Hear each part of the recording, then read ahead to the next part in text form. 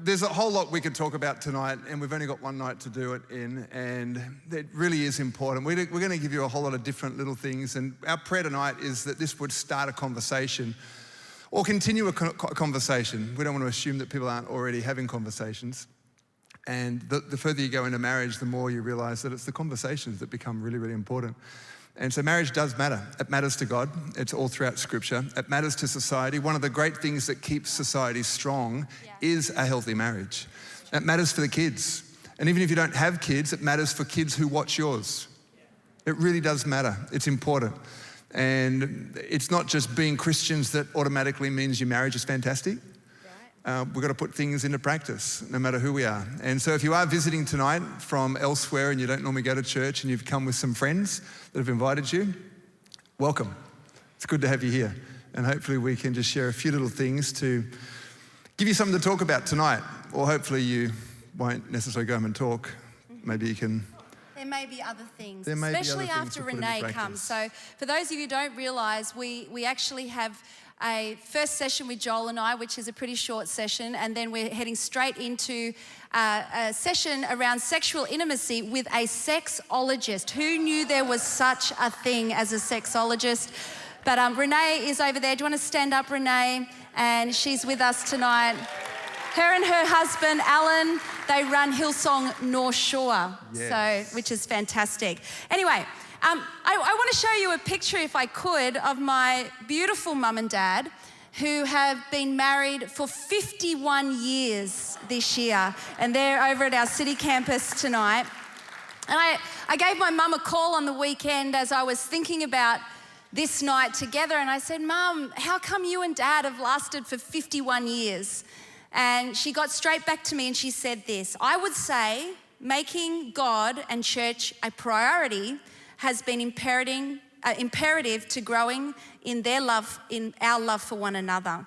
And so there it is, straight from the couples' lives that have been married for 51 years. There's couples' goals. If you've got a goal, that would be, when we said our vows to one another, I think we said it to one another intending that our lives would be till death do us part. And we've kind of made a pact that we're going together. Is anyone on the same page?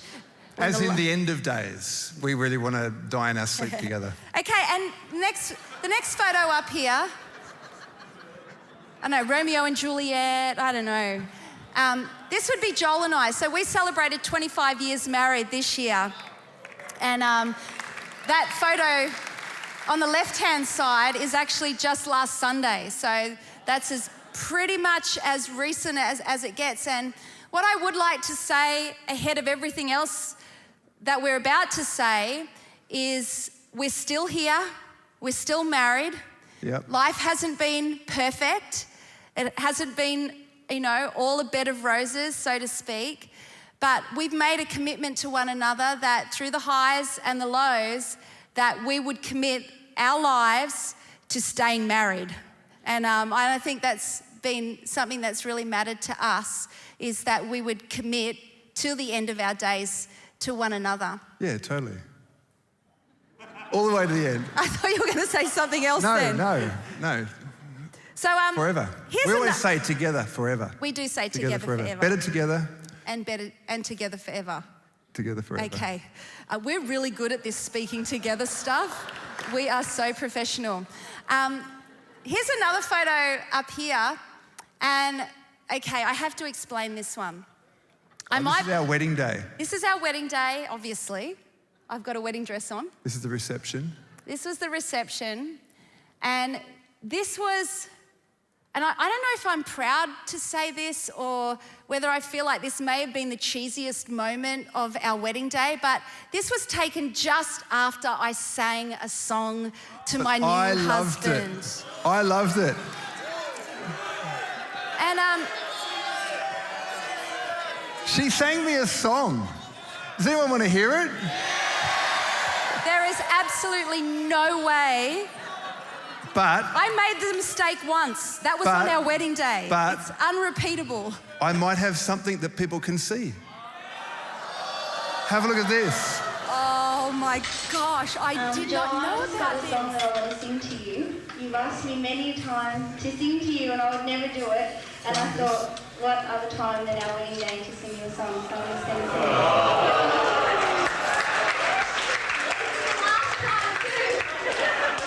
I get too nervous. I wasn't even nervous going to the wedding, and now I'm nervous. Wow. Sorry, I apologise, everyone.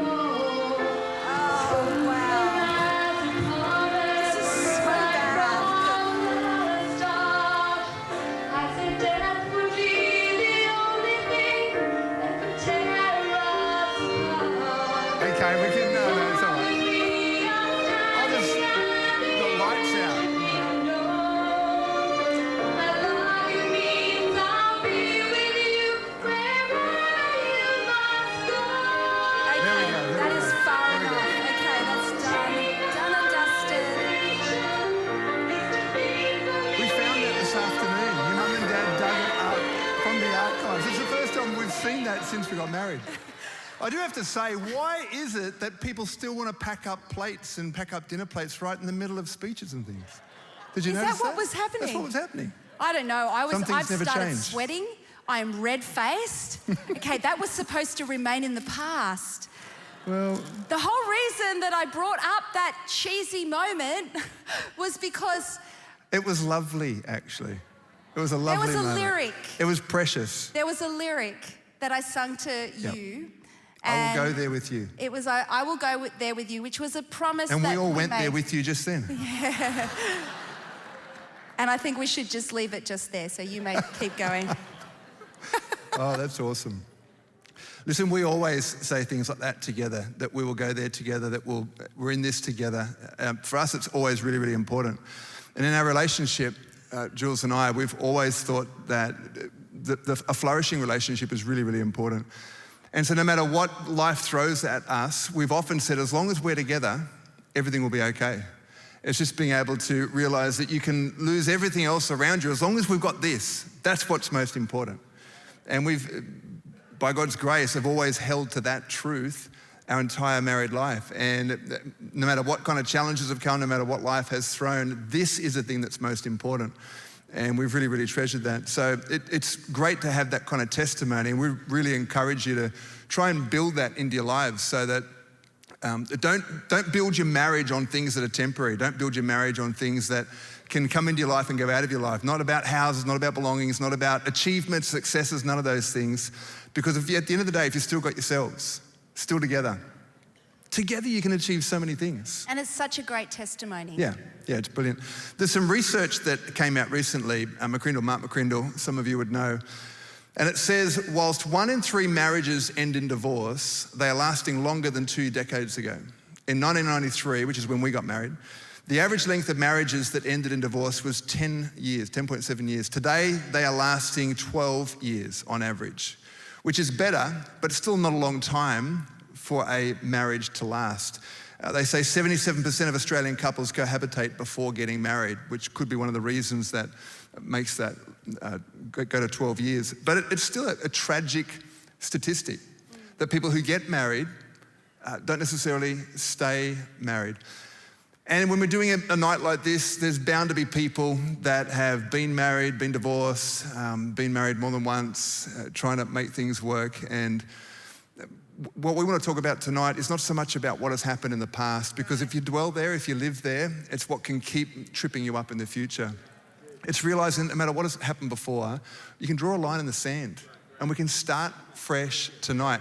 And I would encourage everybody, no matter whether, even if you had an argument on the way here tonight, no matter what. Anyone? No, don't put your hands up. Don't keep your hands down. But no matter how you found yourself to be here tonight, why don't we just jot some things down as we're going through this tonight, and let's commit together that no matter how we got here tonight, no matter what it looks like, let's put some good things into practice from here. And if your marriage is strong and it is great, tonight.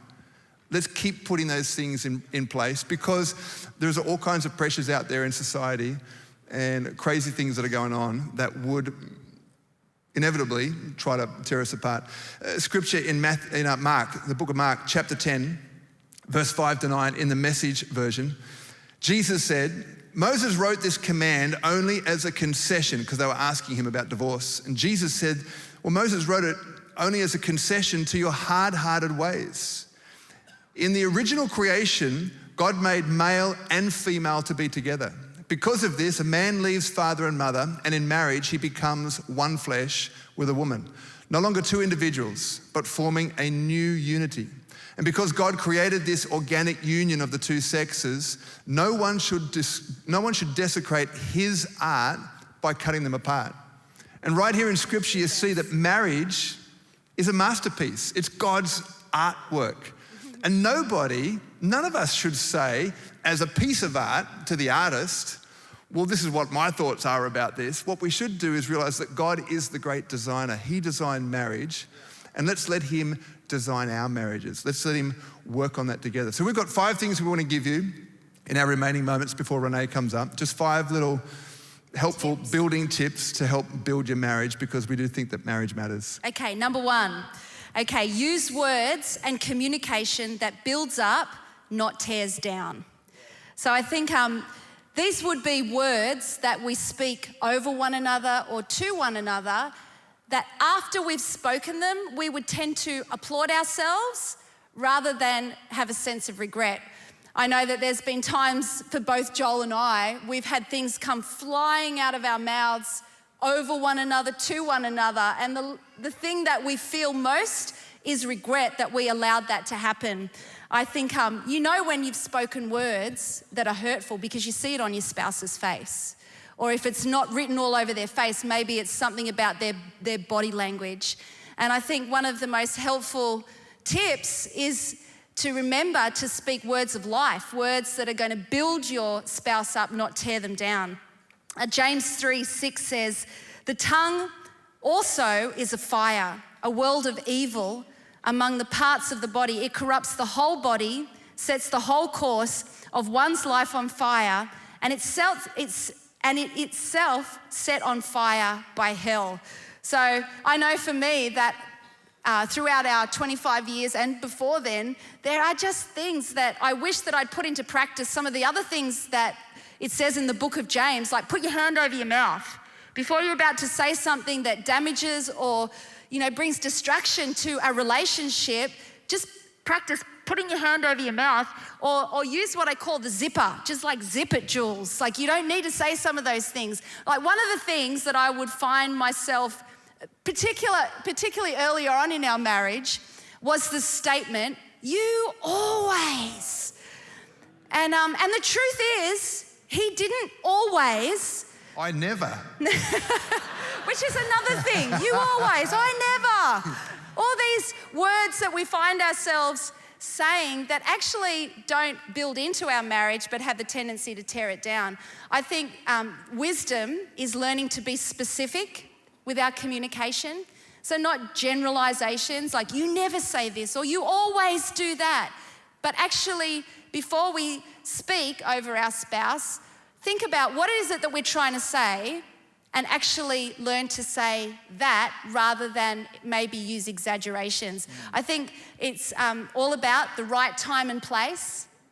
Sometimes, we feel like we just need to get out our frustrations now, but I guess the longer we've been married, we've worked out that sometimes it's not the right place, it's not the right time right now. That could maybe be put off to a little bit later when we've cooled down and we're going to express ourselves in a way more loving and appropriate way. Always a smart thing to do, to wait. And also with the right tone. So I think giving it space and time, it allows the tone in our words to one another, our speech to one another to be rectified, hopefully, and the manner that we do it. I think another thing that on the other side, on the positive side of the words we speak, is to be regularly telling our partner that we love them. Yeah, love you, babe.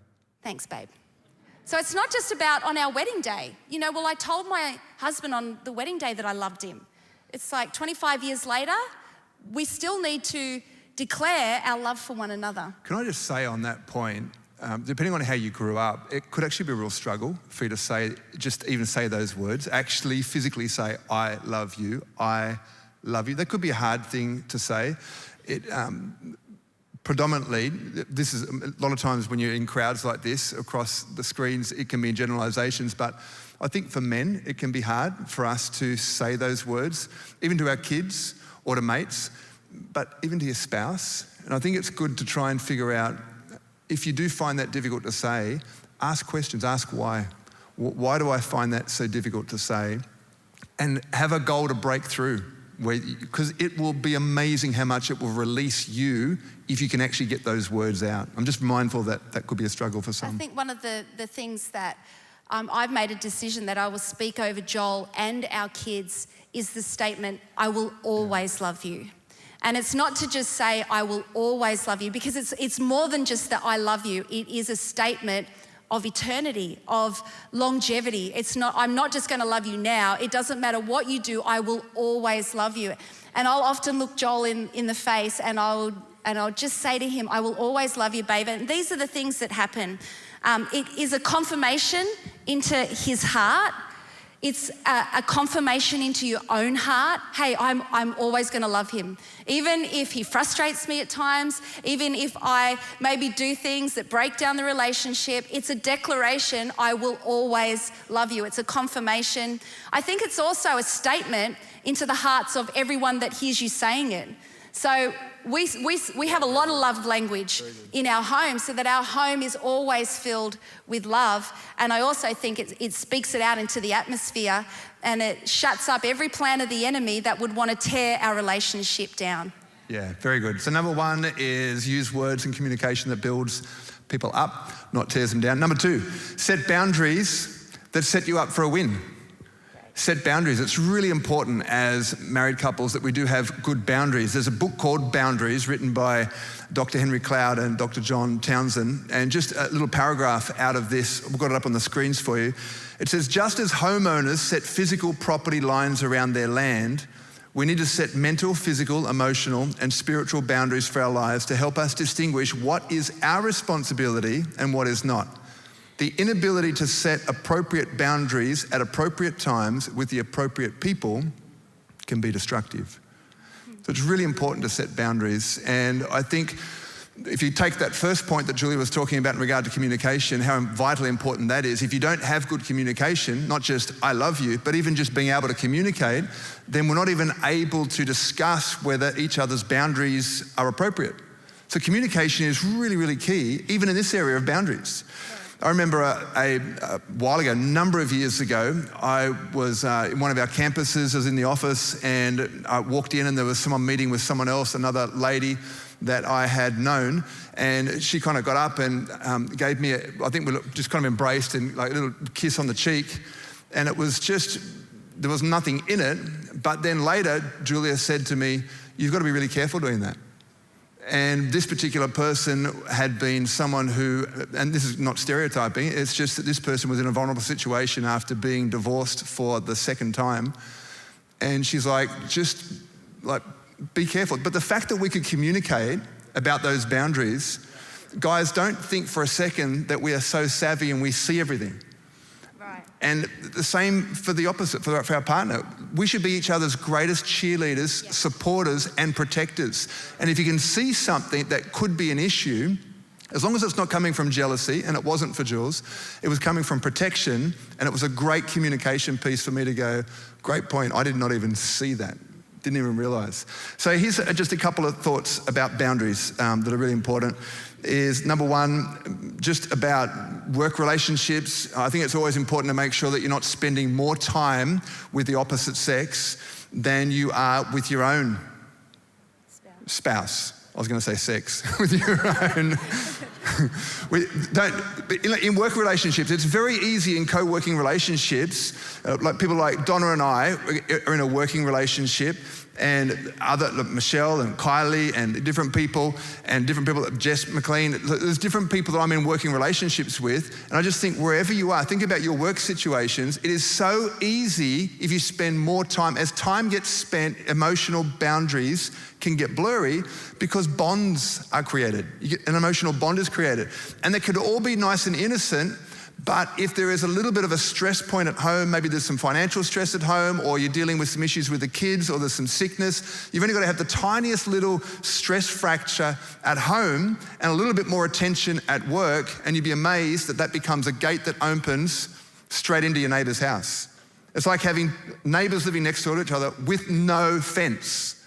Doesn't take long before you start arguing over, you put your plants on the wrong side. Yeah. Don't be planting in each other's gardens. The truth is that we actually all have different weaknesses and vulnerabilities, and we know our own weaknesses and vulnerabilities, and it's so important that knowing those things, that we set boundaries that protect us and that allow our marriage to actually win in every circumstance. Yeah, and even, that's very true. Even in one-on-one situations, sometimes your work environment requires you to meet one-on-one, and if you have to meet one-on-one with the opposite sex, again, it's about boundaries. People have all different kinds of boundaries about this themselves. There's a lot of media attention around this topic at the moment with certain people who won't meet with the opposite sex. At the end of the day, you've got to come up with your own boundaries. Where does your boundary line lie? Your neighbour's fence, you got neighbours 3 down and they've got a huge wide fence and you've got like a little line. You just got to figure out for yourself. The big thing around boundaries would be this: know yourself. Just know yourself. Don't borrow someone else's boundaries. Let it become a discussion point. Talk through those things, have discussions together, communicate together, and make sure that the discussion around boundaries is all about protection. It's about longevity. It's about making sure that you walk into the future strong together. Number 3, something that we love to do is to celebrate the milestones and to celebrate each other. And one of the things that when it comes to celebration of your marriage, that you would romance one another on purpose. I think when you're in that dating season, everything's new and your eyes are so glassy and the prospects about the future are so amazing. Well, it's amazing when you get into routine and the everyday life and you go to bed together, because we know once upon a time you didn't go to bed together and now you do, and that becomes the norm. Marriage can become dull if you don't purpose romance as a priority. And so we would just say, for you, what does romance look like? What does it look like to romance your spouse? What blesses them? And to step out and do those things on a regular basis. I think to date each other on purpose and regularly is really important. And what we would say is it doesn't cost a lot to go on a date. And so you just get creative with things like that. Here's a really important thing that we would suggest, especially to couples with young kids, and that's to take your kids on the journey, but not at the expense of your marriage. And I think we've been guilty of that ourselves, that, you're so overwhelmed with small children and all their requirements that you can actually tend to neglect each other. And what we made a decision when we watched our marriage kind of getting a little wedge at times and we were drifting apart was, hang on a minute, our kids are going to leave us one day. And we don't want to get to that time when they leave, they spread their wings, they fly just like what we did, and then we look at each other and say, who are you? And so we would just encourage, take your kids on the journey. We're wholeheartedly believe in that, but make sure it's not at the expense of your actual marriage. Our kids tried to broach the subject with us about them one day moving out, thinking that it would be a vulnerable subject to talk about with us, and we told them the plans that we had for their bedrooms. Oh, they weren't pumped at all. Something that we also do is we celebrate our anniversary. So, we celebrate birthdays, we celebrate Christmas, we celebrated the Roosters win on the weekend. So, we love to celebrate, and we want to make sure that we're a home that just has an atmosphere of celebration. But one of the most important celebrations for us, we made a decision right at the beginning of our marriage, is our anniversary. Our wedding anniversary. Every year. We take it in turns to celebrate. So it's your turn next year. It is. I did our 25th this year. And it's not going to be hard for you to beat that. That's whatever balls up. It's okay. Can I just say this when it comes to, we'll just move right along from that. It was memorable, guys. It was memorable. It was memorable. Yeah. We were booking into what I thought was going to be an incredible resort, and it looked like a glorified caravan park when we turned up. It's okay. Brought back childhood memories. The other thing that I think you need to write down in capital letters if you're taking notes that you're going to discuss later on is kiss regularly. I reckon we should have a kiss break. Okay, let's have a kiss. There we go. Number 4. Wow, that was not long enough. Surround yourself with wise counsel. Never think for a second that as you're a married couple that it just unfolds and you've got it all. You've got to keep growing, keep learning. Proverbs chapter 1 verse 23 says, come and listen to my counsel. This is God speaking. Come and listen to my counsel. I'll share my heart with you and make you wise. God wants us to step into this most amazing adventure called marriage. And there is so much to learn. We, being 25 years married, and there's others here in the room, I'm looking around that have been married longer than us, but what an adventure it is. And there is so much we can learn together that helps us for life. And there is so much resource, actually, that's out there. Well, we've got a few things here. Craig and Amy Grichelle, from this day forward. Sheet music. Oh, wow. The best sex for life. Dr. Patricia. And all these can be found in the resource centres at your local campus. We read a great one when we were getting married, and we weren't allowed to read certain chapters until we got married, is what we got told. That's what our pre-marriage counsellors told us. Yeah, we might have flicked the pages. But it was called Intended for Pleasure, and it's quite graphic. But that was 25 years ago. It's probably boring now. It was actually amazing, and it really, back then it was incredible. It really helped us with the whole sexual side of our marriage. Because the truth is, guys, you know, we were 2 Christian young people walking into marriage, and I don't know about any of you, but we weren't experts walking into the whole sexual intimacy side of our marriage. That's a humbling thing for a guy to admit. But the truth is... Because you want to be an expert, and to face up and own the fact that you got no clue what you're doing is hard. Like it is, it's hard to admit that. There's like a whole lot of nervous laughter here in this room. Maybe you guys are all experts. We even went back after a couple of months, we went back to our pre-marriage counsellors. We had some amazing pre-marriage counsellors that helped give us a great head start. We went back to them a few months in and just went, anyway. And they did. Renee will probably talk about some of that. And I think, you know, in church, we have got pre-marriage counsellors. We've got people that are there to help you on this journey in any area of the marriage relationship. Yeah. And I think seeking wise counsel is not something that you should ever feel ashamed of, because what you'll probably find out is that most of us, if not all of us, have had an area of our marriage that we needed help with, or a little bit of extra advice. So I think there's some resources, some books up there. Some list up on there. That you can shame is always attached to thinking you're the only person that struggles this way. And don't think that for a second, because we all struggle with common things. So there's great examples around church life. Look for great married couples in church and just come alongside them, take them out for coffee and ask them some questions. It'd be helpful. Okay, number 5, and this is the last one. I think big picture that we need to take personal responsibility for the success of your marriage. So things like, for us, that brings success to the marriage, I worked out earlier on, is to be a releasing wife. So I don't want to be a wife that has this sense of, I am so needy, I can't release you because I need you. I think one of the greatest, there's many, but one of the greatest gifts that I can give Joel is to be his greatest cheerleader and encourage him and release him to be everything that the Lord has created him to be and do. And so if I'm always about, you need to meet my needs and I need you to do this for me, I think it just puts a little bit of a wedge and a hold on causing him to be everything that he's destined to be. And you've done that very well over the years. It's been amazing. Another thing under that point about taking personal responsibility is just be the best you for the sake of your marriage. The greatest gift you can give your spouse is a better you. Be committed to growing and learning and dealing with the junk and the funk that's in your life, that's in your past, that's in your baggage. We all bring baggage to the marriage, we all do. And just be willing to deal with it. Even if you can't deal with it together, and it's too scary to talk about things, go get help. Go ask someone else. You owe it to a great marriage to deal with things and just become the best you can possibly be.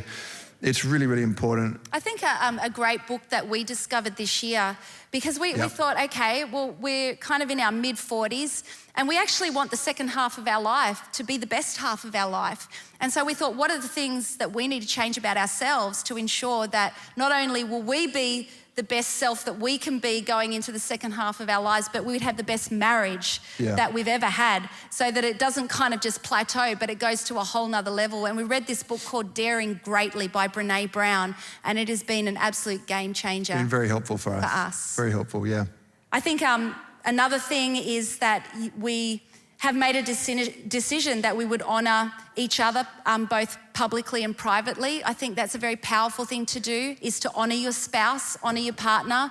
Make sure you do it privately and that you do it publicly. I think, sometimes a dig at your partner at a party or at a workplace or to your next door neighbour, it can seem funny at the time, but the truth is, it just sticks like a tiny, little knife in their heart when they feel like you're not 100% for them. So I think just be careful that everything about us is about honouring one another. We're at a party one time and I was standing around with a couple of guys, and this guy had his wife was standing there. It was like a few couples.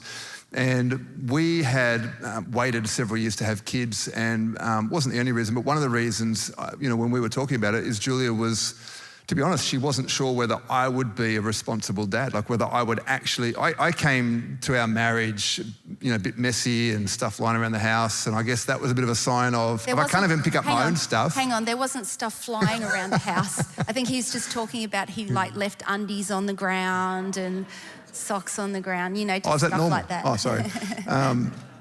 But I was in the middle of this conversation and I'm trying to learn about how to be a great dad, because I wanted to be a dad, I wanted to have kids. And I remember talking to these guys who were dads that I had looked up to, and one of these dads was nappies. Oh, I never changed the nappies. And all the guys were like, and I just kind of glanced over and looked at his wife, and just watching her face drop was such a huge moment for me, because I was about to go with everyone else until I saw her face, and I thought, I wonder how I act in ways that I think's funny with the boys and have got no idea that that's crushing my wife. So little things like that have just helped me to go, like it's fun, I know, and as part of being Australian is to, muck around and do that, but I just think Scripture affords us the lives to live in a way that honours and builds up.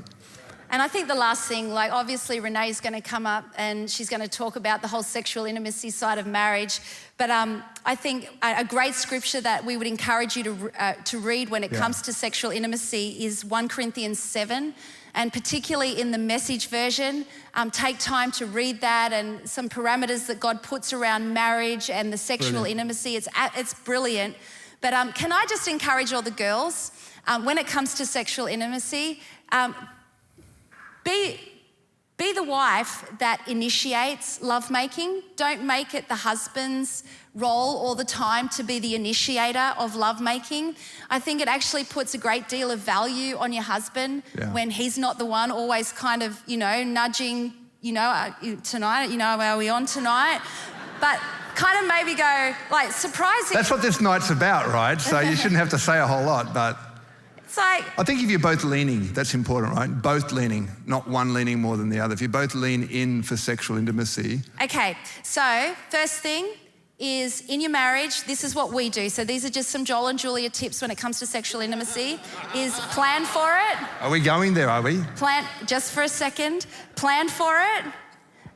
But also plan for spontaneity, actually have a discussion. Sometimes it's not going to be at bedtime. It may be at another time, and it doesn't always have to be in bed. Oh. I'm just putting it out there. I'm just going to put it right out there. And the last thing, educate ourselves when it comes to this area of having a fulfilling marriage. So understand the differences between guys and girls. That's what we're saying, educate yourself. Because if you think about a marriage, you think about the wedding day.